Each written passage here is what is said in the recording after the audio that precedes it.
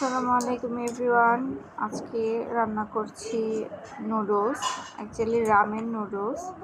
এই রেসিপিটা দেখে আপনারা এভাবে রান্না করতে পারেন, খুবই মজার হয়েছে। সব বাচ্চারা এবং সবাই খেয়ে অনেক প্রশংসা করেছে।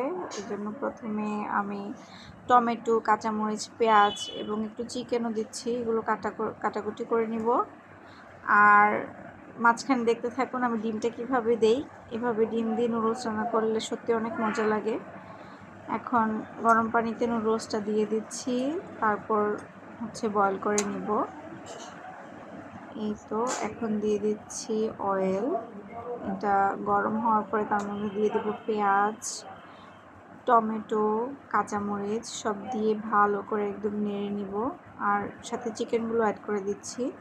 চিকেনগুলো একটু ভাজা ভাজা হওয়ার পরে টমেটো আর কাঁচামরিচটা দিয়েছি। তো এখন দিয়ে দিব নুডলসগুলো, আর নুডলসের পরে দিব আসলে ডিম। এভাবে রান্না করে দেখতে পারেন, কারণ ডিমটা তখন শক্ত হয় না, খুব সফট থাকে।